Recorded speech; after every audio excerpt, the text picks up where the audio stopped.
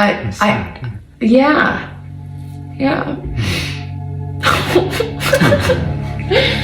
I know I haven't talked about this in forever. But Bloody sad. Yeah, I know. Hello everyone, and welcome back to my series about recovery. With my special guest this week. Don't know who this is. I'm Laura. My name's Laura Clary. Huh, interesting. I wanted to ask you about all the questions that I get about people saying, how do I help my partner who's an alcoholic or an addict in their disease? How do I help them and what can I do? And I told them all that I'm going to do an episode with you about that subject, because everyone seems to want to know how they can help a partner who's struggling and either won't admit or does admit they're an alcoholic but still won't get help. Yeah. And we've both been through that situation. We have. And to your experience, I want you to tell them what you went through and how you navigated that. It seems to be an issue for a lot of people. Yes. So it's a tricky one because, and I know you've talked about this in past videos, that you can't save them. They have to want to get better. So you kind of feel a bit powerless in that respect. But we've both been through it. Yeah. So I guess I'll just say quickly, when Stephen and I met, we were both sober. Yes. And that was always a condition, for both of us, is that whoever we were going to be in a relationship with would be sober because our sobriety was so important to us. And if you're with someone who's drinking and using, you're most likely going to relapse as well, right? Relapse as well, yeah. So I think we had been together for 5 years? Yeah. Or so? Yeah, because when I moved here, I had 5 years. And then when I relapsed, I had 10 years. So it was 5 years into... So we were probably together 4 or 5 years. Yeah. And then, I can't remember like the exact moment that I figured it out, but it was a weird one. It wasn't like one day Stephen just came home and was like, I'm drinking again, fuck you. Well, I didn't actually drink again. No, I know. But yeah. So it was like, he had been in a car accident, said he had some back pain and some sleeping problems, and then it was anxiety. So there were like a couple different things happening. Yeah. And so I remember he was going to the doctor and getting prescribed these drugs. And at first I just kind of thought, okay, well, they're doctor prescribed. Yeah. And then I started noticing a difference in his behavior. And it wasn't before long that I figured that you were abusing drugs. I would hear, pills in the bathroom. I would hear the shaking of the bottles in the bathroom. And I would notice slurring and just a difference in your behavior. Sometimes you'd have these like episodes where you just didn't handle our arguments well. I think at one point you were banging your head against the door. We had gotten in some argument. Oh my God. And you were just banging your head. And I think I took you to the emergency room. I remember that. And it was like on my way to set, I was like filming a show that I had co-created. And so I literally was taking Stephen to the ER and then going to film this thing. I remember that. That's one of the only things I remember from that time, because I was blacked out most of the time, but I do remember that. Yeah. And I couldn't quite tell, like, were you really high? Were you blacked out? Were you just... Oh my God, I just remembered. That day in that hospital, that was the first time someone said to me, you're because they took my blood, and the doctor was like, holy, what the hell, how much Oxycontin and Vicodin are you taking? Because they found it in my blood. That was the first time that someone actually said, he was like, you are gonna die if you don't stop. He actually said that. I just remembered, I forgot, that was the day that the guy was like, something bad's gonna happen to you if you keep doing this. Holy shit. He said it because of that. So when he said that, did it sink in at all? a little bit. Did part of you say, oh shit, I am gonna die? Yeah, Were but you in denial? Like, do you remember how you felt about that? I remember thinking, I will forget about this when I get some more of these painkillers down. Really? Yeah. So you just weren't done? No. Even that. So the doctor at the hospital told you... Yeah, because they took my blood and he said, these are dangerous levels of opiates in your system. I remember him coming back in the room and saying, this is a dangerous amount you're taking. This is way too much. Okay. So the doctor at the hospital couldn't convince them, even after saying, like, you're going to die if you carry on taking this amount. I think who was sober at the time throughout all of this, what I did was, first I was probably in a bit of denial because you're my soulmate. And so I thought, oh, I'm gonna potentially lose him to drugs. I can't process that. I can't process that. So I'm just gonna ignore it and pretend it's not happening. I think I went through that for maybe a couple weeks. Could have been longer, I don't know. Then the behavior started getting so erratic that it was affecting me to the point where I was like, shit, if I stay around this, I'm going to be next. I'm going to go out next. I'm going to join him in this drug-fueled life. So the behavior started becoming more and more erratic. And like Stephen would be like, I'm going to Swingers, which is this like local cafe that's open all night down the street at like 3 a.m. He'd be like, I'm going to Swingers on my bike. And he'd leave and he'd come back all like bloody. I fell over on my bike. I used to fall over all the time because I was on so many. Yeah, and just like, there was lies. There was, you were just different. You were just and so was I. I was a horrible person a lot of the time when I was using and drinking. So like, I don't blame you. Right. And I would say, even though sometimes you could get nasty and scary, I never hated you. I always could see that you were sick and struggling. Because you'd experienced. Exactly. So I didn't demonize your behavior. Right. What I would do is I would call my sponsor and I would say, like, he's in denial. I know he's abusing these prescription drugs, but he's still coming to meetings with me. He's still claiming he's sober. Yeah. So how am I supposed to confront the situation when you're in denial? So in Stephen's mind, it was, I'm still sober, taking a cake, going to meetings in denial because they were doctor prescribed. Yeah. So, but I was going to multiple doctors, so it didn't actually count. Right. Yeah. Right. So he was just deep in his addiction, and I kind of knew at that point that I was powerless. So what do you do? Well, I'll just bring it back to me because I can't tell you what to do. I called my sponsor. She strongly advised me to go to this program called Al-Anon. Al-Anon is a recovery program for friends and family members of alcoholics.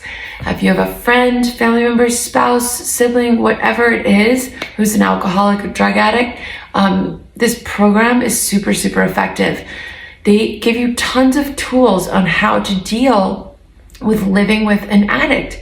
One of the things that I took away was you can only tell them to get, ask them to get sober once.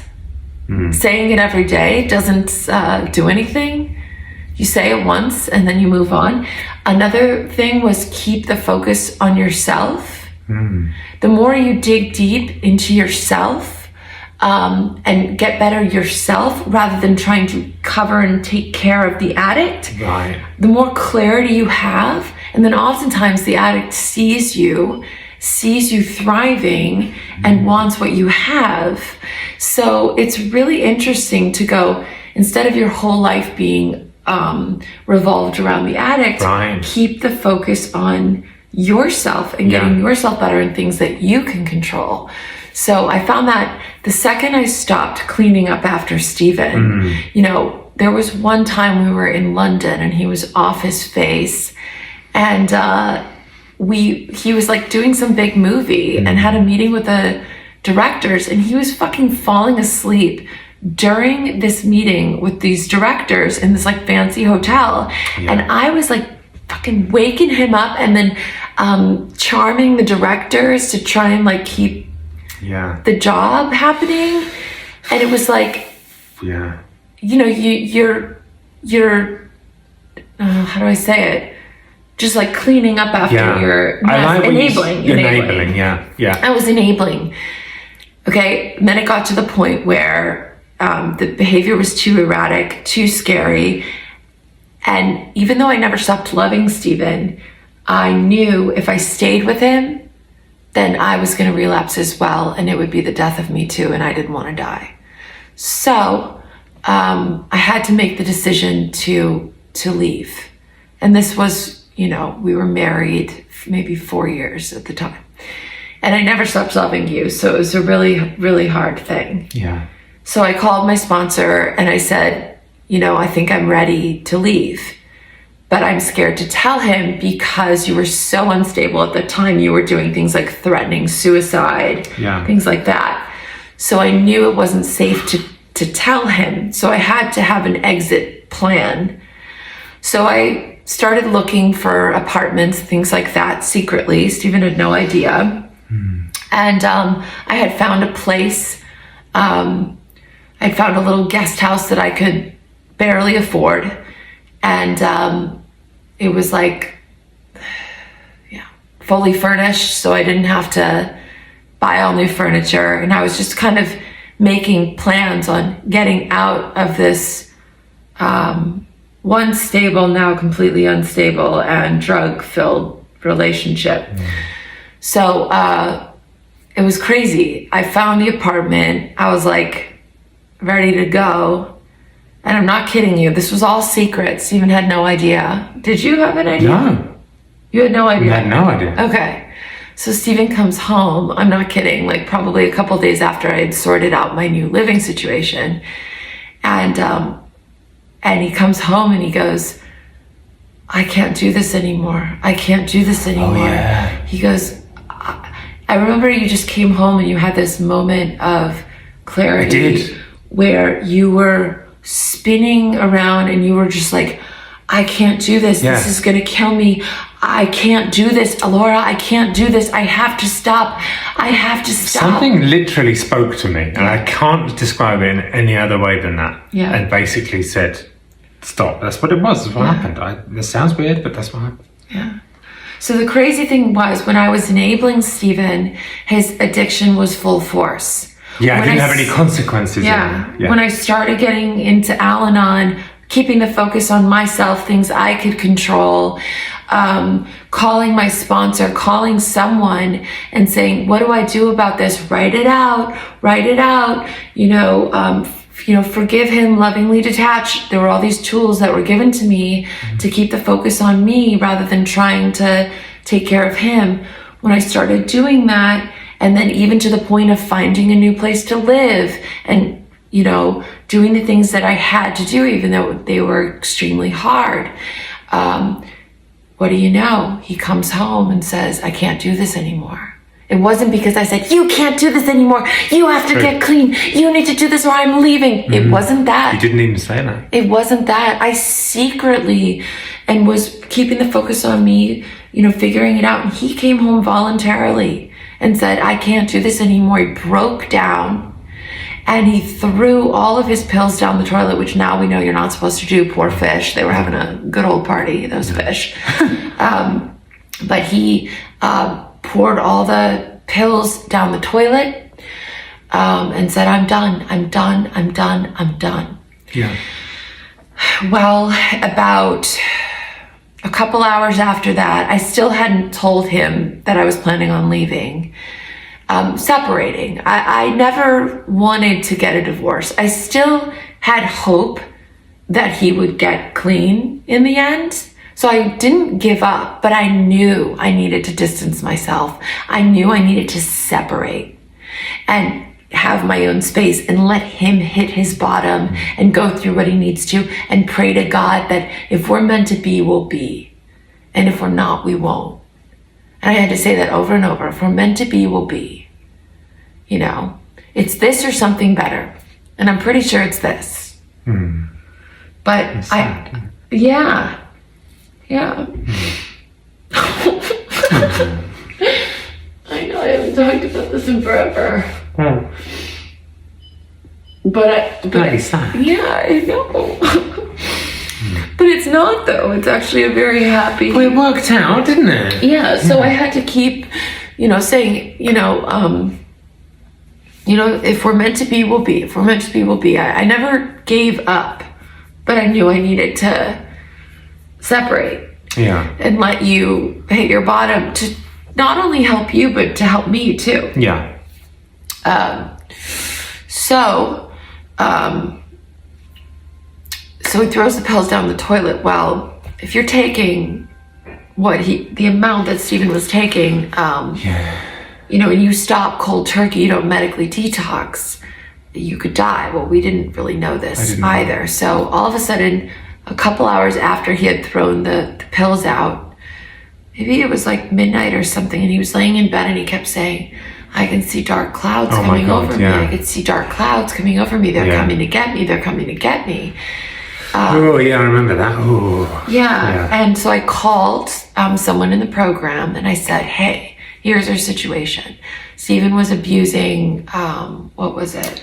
Oxycontin, Vicodin, Ambien, and Xanax. Right. I'm taking a lot of them. So I said, he stopped cold turkey and now he's seeing dark clouds over him. What do we do? And they said, go to the ER right now. Yeah.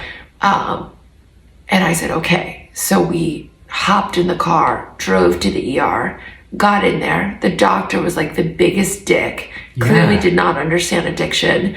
I said, my husband just stopped taking all of these drugs cold turkey, and now he's seeing things and he's not in a good place. He needs help.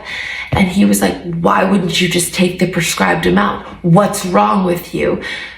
This boy is like dying and he's the doctor's judging him. That's another story, but he did that. He had no conception of like addiction and that it's a disease, and it was just really sad. But I was like screaming at the doctor, like, he needs help. And the doctor was like, okay, here's the bed, I'll be back in a bit. Doctor leaves, Stephen's lying on the bed. Before I know it, he goes into a full seizure. He's convulsing, shaking, no joke, turning blue.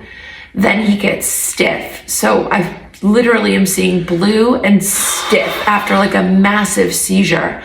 So I'm screaming so loud, help, help, help, and convinced that he's dead or dying. All the nurses come in, the doctor comes in, they pull up the defibrillator, whatever it's called, to put on your heart, and they're putting all this stuff on you, and you're stiff, and I'm screaming and crying, and then they pull me out of the room and they put me in this room down the hall, and lock the door, and I'm with a nurse in that room, and I'm convinced that, they're trying to resuscitate you. So I am just like completely hysterical, and they come and they get me about, 10, 15 minutes later, and they say he's okay. And I come in and Stephen like could barely remember like my name for a minute. Like he was just so out of it. And then they said to me, you need to get him into a medical detox center like now. And I was like, okay, well, how do we get there? And they're like, you drive him. And I'm like, what if he has another seizure when I'm on the way? I'm petrified that he's going to go into full seizure on our way to the detox center. Jeez. Yeah, it was crazy. What did they do? They said, go. They said he probably won't. Oh my God. Yeah. And so I find one in Tarzana. Yeah. A place called Tarzana Treatment Center, and which I've been back to since to give talks. Yeah. It's hardcore in there. It's hardcore. So we went, they had a bed for him, and I dropped him there, and he started his journey to recovery. Yeah. So I dropped him there and he started medically detoxing. It was like a jail you couldn't touch. Yeah, I you couldn't remember touch, yeah. I went to visit you and I like went to hug you and they were like, hands off, Yeah. because they didn't want me giving him drugs or whatever. It was like a proper jail, wasn't it? My first rehab I went to 10 years before was nice. I was expecting this to be nice. The last thing you needed was nice. No, exactly. You needed to get humble. The nice detox centers don't actually do very much because they make you feel special and different. Right. Which is what you don't want as an addict. Oh, totally. That Tarzana treatment center was amazing for me because it really knocked made my ego right-sized. That's right, yeah.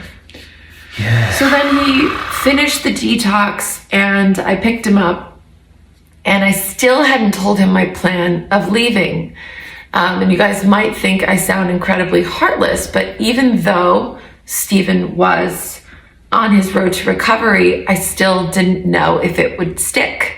I didn't know if okay, you had a moment, you seizured, you went to medical detox, but are you going to stay sober?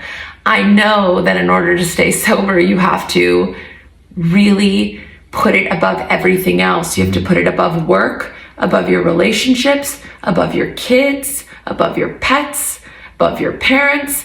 It's anything you put before sobriety, you're at risk of losing. And I knew that Stephen had to put this first, and I didn't know that he was going to be committed to do that yet. But he comes home from the 2-week detox and says to me, I'm not ready to go back out there in the real world. Because I remember he was petrified of not being able to work because he didn't want to lose his job. Yeah.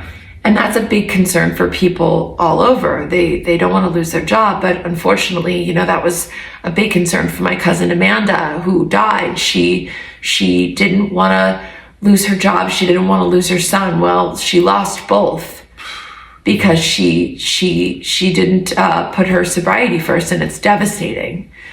So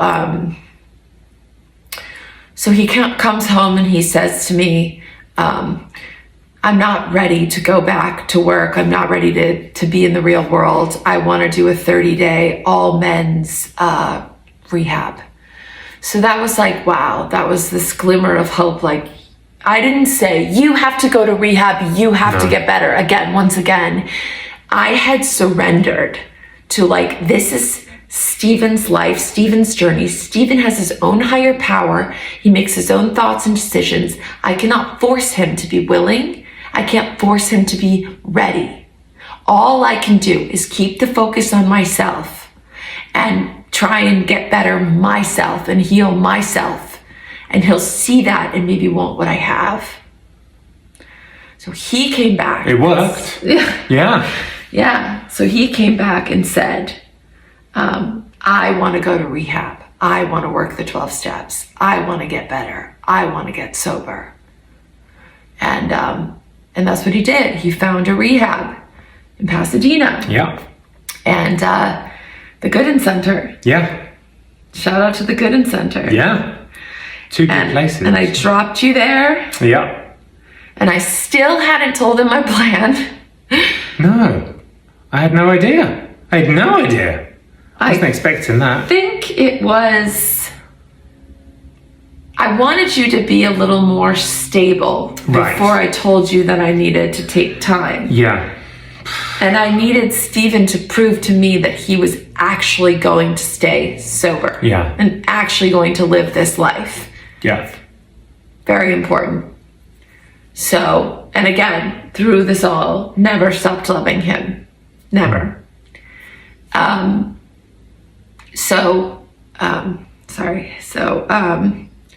So I went one of the days to his rehab. He was in there for a couple of weeks, and I had told him that I think it's important that when you get out, I'm going to move out for a couple of months.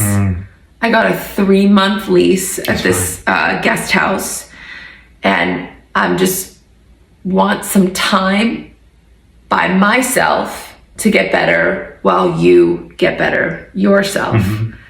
I want you to prove to me that you're actually going to work these steps. Because you could say, oh, I want to get sober. Please, if I could tell you the amount of times family members and things have said, okay, I'm done drinking, I'm done drinking. They don't do anything about it. Yeah. They don't actually go into a recovery program or take action. Yeah. And what do you know? In 4 days, they're back drinking again. I grew up with that. So those empty promises, which by the way, a lot of alcoholics mean well. They mean I'm not going to drink again. Oh, you mean it when you say it. You mean it. But then you don't actually take action. You don't have any defense against the first drink, like it says in the book. Totally, because you haven't done anything. Yeah. And so you inevitably go back to self-medicating. Yeah. So I knew like he actually had to work a program, get a sponsor, put it before anything else, and then I would consider coming back. So I told him that, hey, I found this place, and when you come back, you take care of the cats. And I'm gonna, move 10 minutes away, and I want to take some time, and I want to see your progress. Yeah. And do you remember that?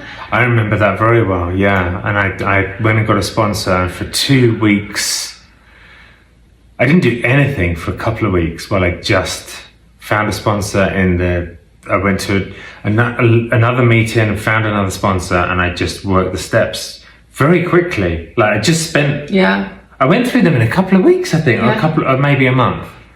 Very quickly. It was everything was about that. Yeah, my whole focus was about getting better.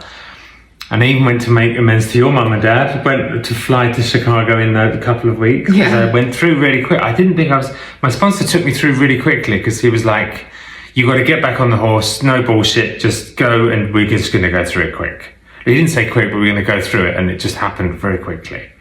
That gift of desperation. Yeah, I was desperate. Yeah, desperate. So. But what a gift! What a gift that you were desperate. Yeah, and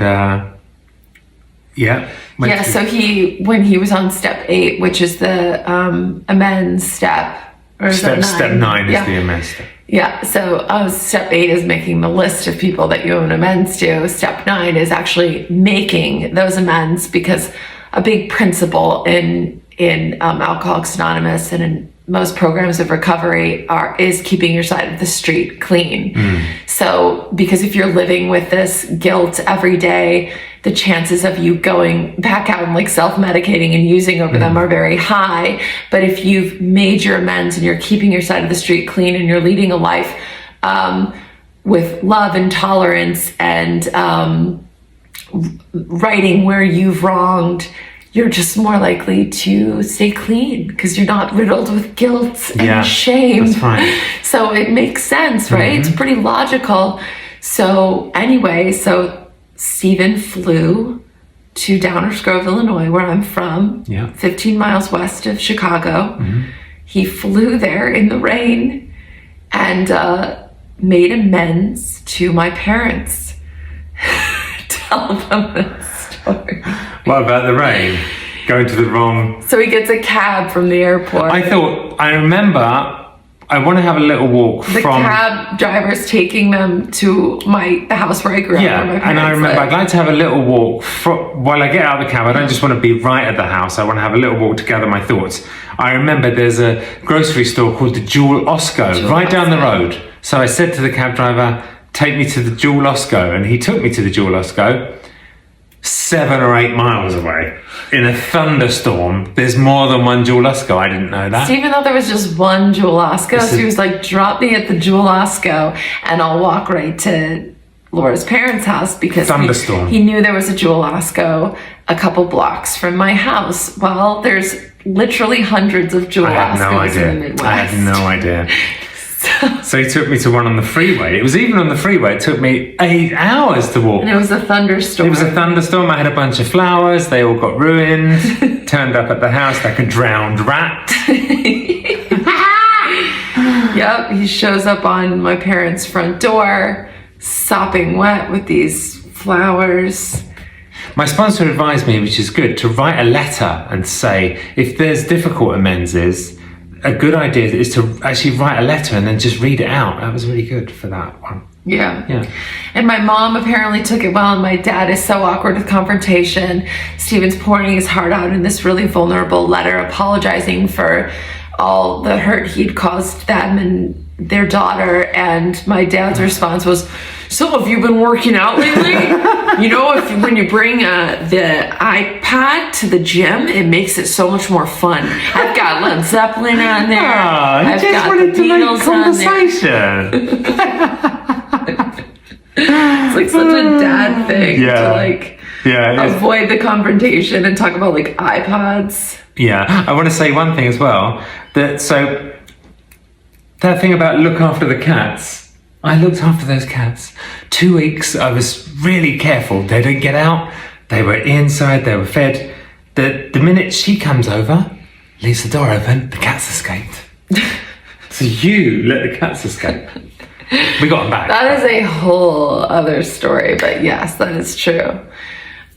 So Stephen gets back from rehab and he's working his steps and he's going to meetings every day and he's calling me saying, I love you. And, you know, I'm taking the phone calls and of course I love you too. Mm-hmm. And then about a couple weeks after Stephen gets out of rehab and I'm in my, that guest house, that tiny guest house, he calls me and he says, can I take you on a date? And, I was apprehensive, but I said yes, and he comes to my door with flowers. Yeah, I did. And we went to that restaurant, Cafe Gratitude, remember? Oh, yeah! It's like this vegan, hippy-dippy restaurant where, like, the waiter comes up to you and they always ask you some, like, kind of cheesy question before they take your order, like, just want to know what you guys are grateful for today, or, like, what makes you guys happy? And then Stephen's like, butts make me happy. That's right. I remember that. Yeah, butts. Yeah. But I can't remember what they asked that day. But anyway, so we kind of started the dating process over again. He would come take me out on a date maybe like once a week. And I stayed there for those 3 months and Stephen worked those 12 steps. And I truly saw a light go on in him. And I know that he's a better man now than he was even before that relapse. I think something about it, something about that near-death experience, hitting that bottom. Yeah, I didn't have it was like the biggest blessing ever that you got to that low, even though it was absolutely terrifying. Yeah.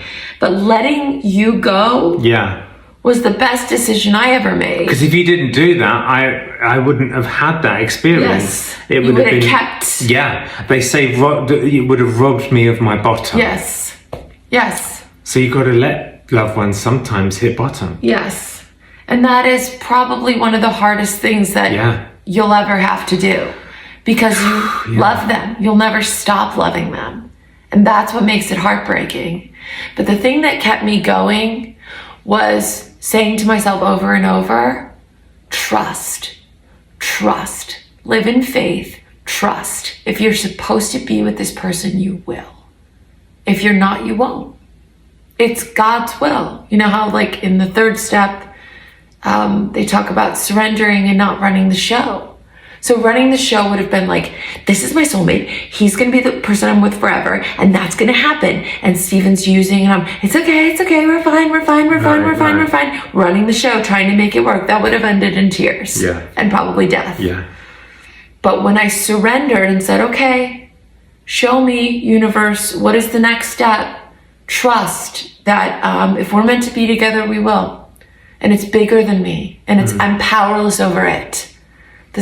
When I would practice that daily surrender and acceptance, that's what got me through it. Accept the things I cannot change, have the courage to change the things I can, and the wisdom to know the difference. I accept that Stephen is in his addiction right now. I accept it. I cannot change that. have the courage to change the things I can. What can I do? I can go to Al-Anon. I can call my sponsor. I can write about it. I can go to meetings. I can stay connected to people that make me feel good. And I can, take that act of faith and walk away and trust that, if we're meant to be, we'll be. Yeah. Am I asking myself throughout the day, am I acting in a place of faith or fear? Faith or fear? Fear would have kept me in. You used to give me a little card through the whole rehab period, through the whole period of me going into detox and rehab, and it said, take my fear and replace it with faith. I've still got it. Yes. That was incredible thing to say. That was a huge prayer that removed my fear and replaced it with faith. And I still say that every single morning. I don't consider myself religious but spiritual. I believe in a higher power. I don't exactly know what that is, but I pray to it. I know that's weird, but I do, and it keeps me sober. Mm-hmm. And so I say every morning, God, please remove my fear and replace it with faith and help me to be of service in whatever way you see fit. That's it. That's my morning prayer. It's a really good one. Yeah. I really remove like that. my fear, replace it with faith, and help me to serve in whatever way you see fit. Yeah. And that's, by the way, another thing that got me out was, who have I helped today? Am I in service every day? So if I was thinking about me, oh my gosh, I could lose my husband. Oh, things aren't going the way I want. That's me. But when I'm thinking about how I can help others, what a great distraction. Just help others. So we have a happy ending. We do. Yeah. So eventually, after maybe the 4th or 5th date, I finished out my 3 months and we decided, okay, let's give this another try. Stephen worked all 12 steps. Yeah. I saw the light go off. It wasn't that he said I'm better. It was that I saw that he was better. I could see it. And I was like, wow, this man has had what I believe to be a spiritual awakening. Yeah, I did. I definitely did. And what is a spiritual awakening? Everyone defines it differently. Yeah. How I define it is a shift from fear to love, a shift in your perception of how you live and view the world. He shifted in such a profound, beautiful way. This man that I did not trust, because he would lie, because that's what we do in our addiction. We lie to keep the addiction going. Yeah. Lying and angry and mean-spirited was now kind and loving and tolerant and honest and vulnerable and funny and loving and hysterical and passionate, and would make eye contact. And it was like, whoa, something has shifted in you. Yeah. Wow. Yeah. And here we are. Yeah. That's 6 crazy. years? 6 years ago. 6.5. 6.5? 6 years ago, yeah. 6 years ago. Yeah. We've got a little kid upstairs sleeping, another one in here. Oh. And now that we have kids, man, how important is it to stay sober? Oh my God, yeah. You wouldn't be able to be, I don't think I could be a parent if I was using in any way. It takes up too much focus, and you have to be present. I don't know how people do it. Yeah.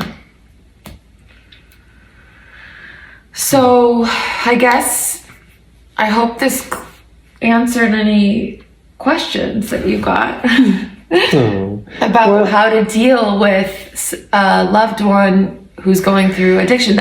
This is just my personal story. I didn't expect it to go there. But I want to say this too.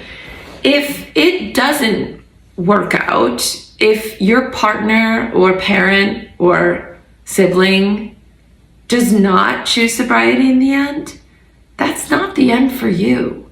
They're not your world. They're not your life. You have your own higher power, your own purpose, and just trust you're exactly where you're supposed to be.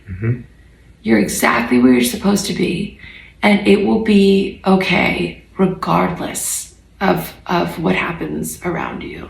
I think that's really important to, to know. Like, your world is not over if they decide to keep using. Your world does not have to be over, even though it might feel like that in the moment. Wow. Well, thank you for telling them all about that. That's, I told them I would get you to tell your story, and that was amazing. Yeah. Thank you so much. Yeah.